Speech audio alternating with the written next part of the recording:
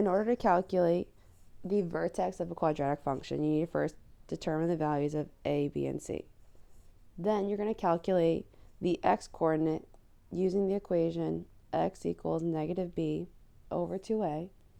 Then plug the x-coordinate into the equation to find the y-coordinate.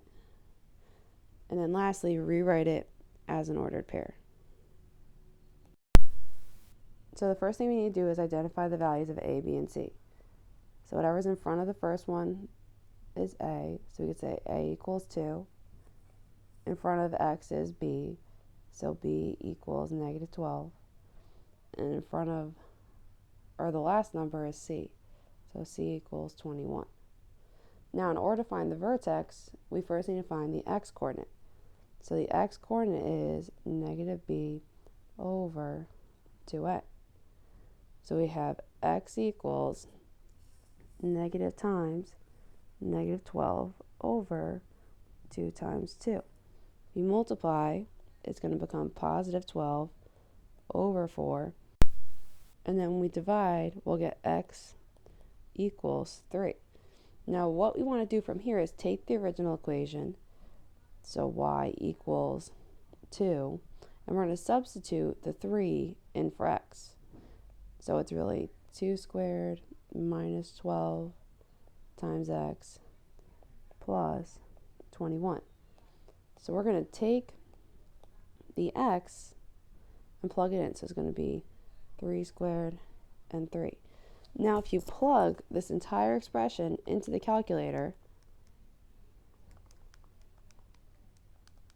you'll get y. Now if we plug this entire expression into the calculator, you'll get that y equals 3. Now the vertex is always x comma y. So our ordered pair would be 3 comma 3. And that's your final answer. For the next example, we again want to identify a, b, and c. So in front of x squared is really 1. So we could say a equals 1, b equals 6, and c equals 8. Now the x-coordinate is still x equals negative b over 2a.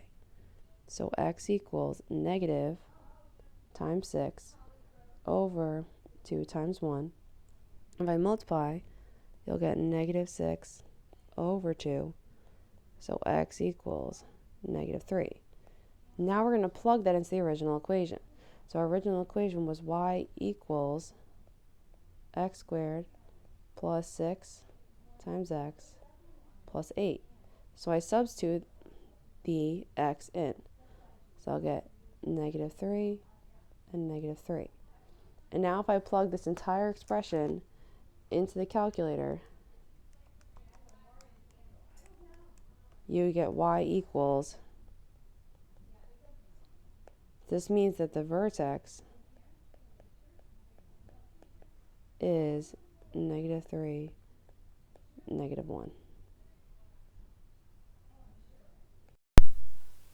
In our last example, the equation is y equals x squared, which can be rewritten as y equals x squared plus 0x plus 0.